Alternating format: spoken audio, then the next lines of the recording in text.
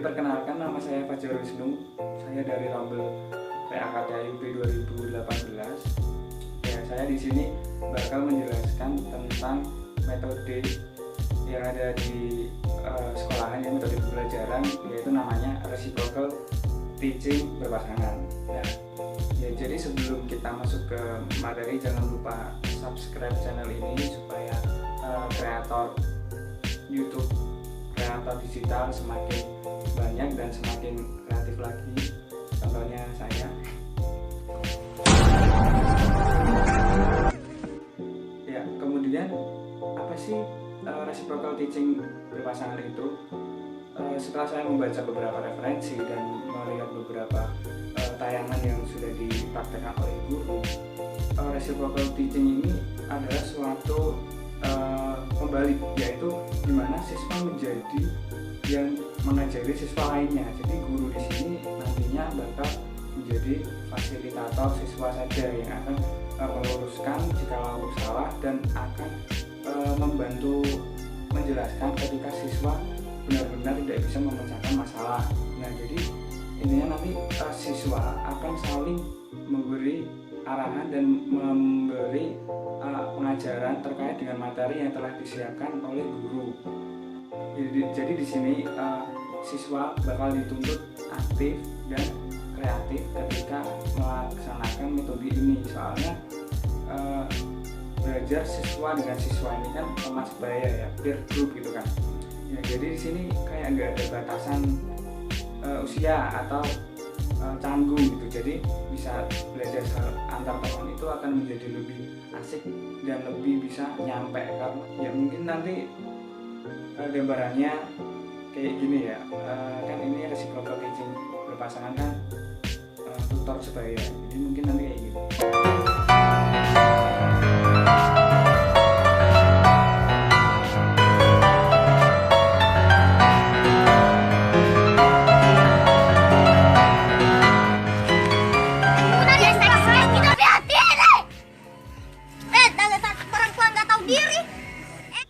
Ya, jadi kayak gitu ya gambarannya ya. Nanti mungkin individu satu dengan individu lain ini nanti bakal bertukar pikiran terkait dengan materi-materi yang telah dibahas. Jadi kayak pertama kan dalam tahapnya itu ada yang pertama namanya merangkum. Jadi siswa ini merangkum beberapa materi yang telah disampaikan oleh gurunya.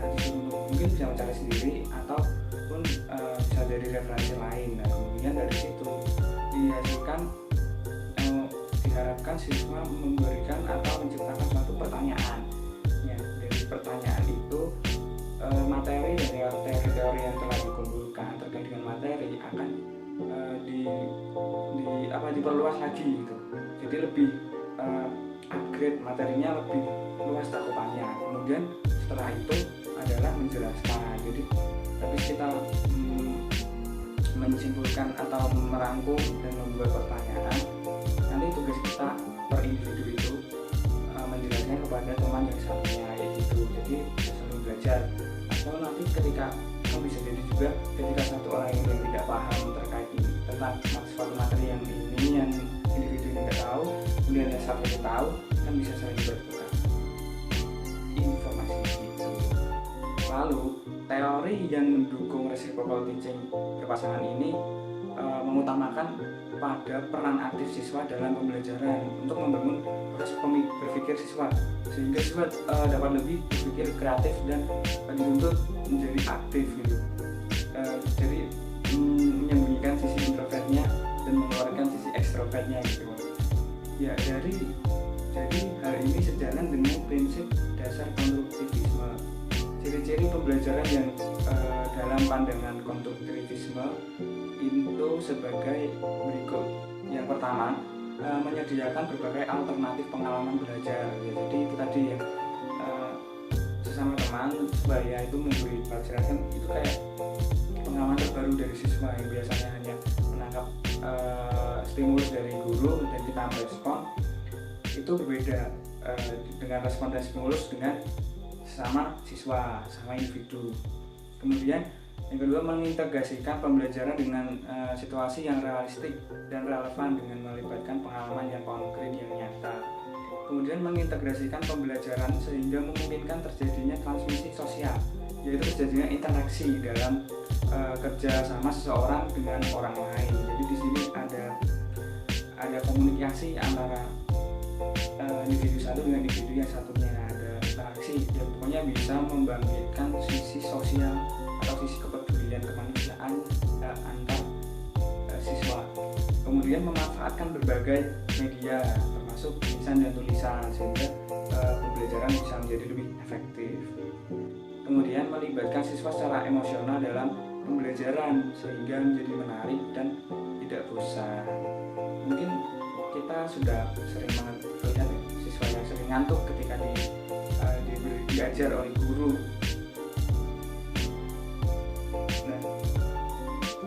Jadi di sini nanti ketika kita memberikan suatu metode yang mengharuskan siswa menjadi aktif, bisa jadi ini akan menjadi daya tarik sendiri bagi siswa dan menghilangkan rasa bosan siswa yang selalu mendengarkan terus mencatat. Tapi di sini mereka dibuat aktif dan mencari materi sendiri dulu gitu.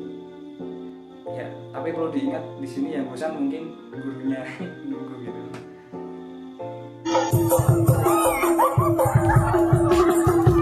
Ya, perlu diingat semua metode pasti memiliki kelemahan.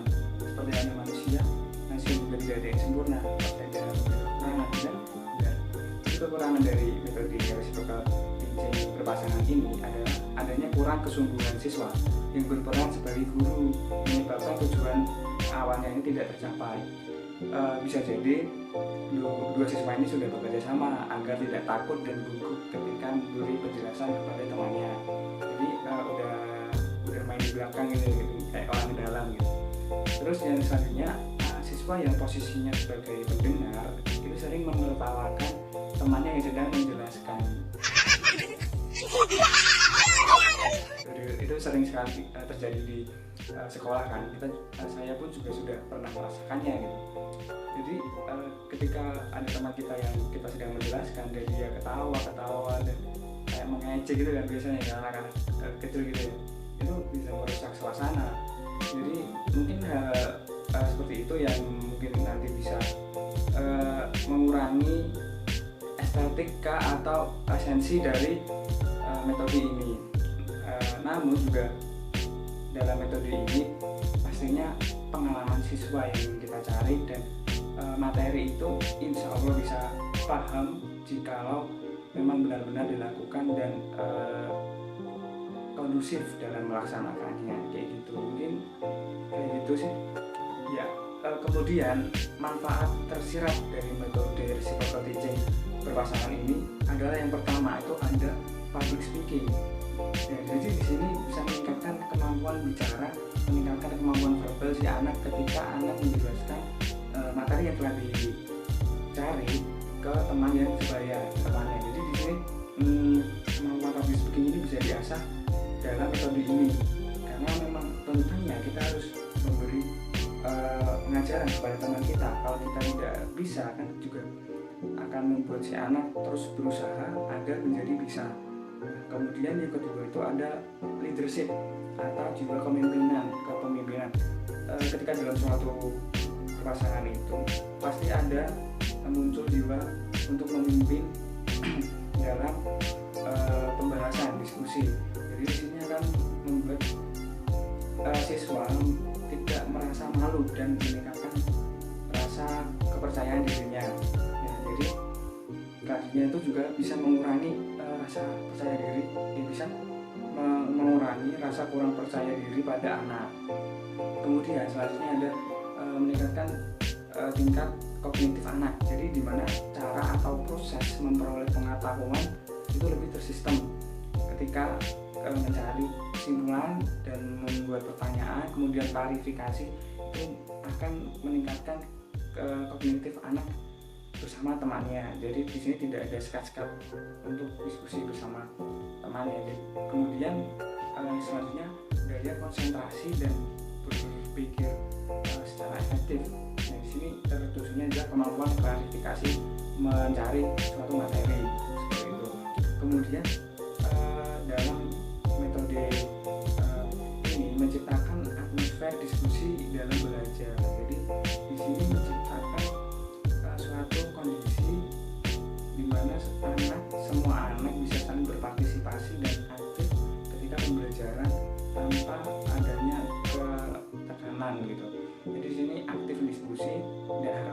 ini anak-anak bisa mengikutinya dengan baik dan tujuan awalnya itu tercapai gitu, mencerdaskan kehidupan bangsa. Ya, terima kasih sudah menonton video ini. Semoga bermanfaat bagi kalian dan bisa membuat kalian menjadi lebih baik ke depannya. Alhamdulillah. Cukup sekian. Saya berjumpa lagi. Assalamualaikum warahmatullahi wabarakatuh.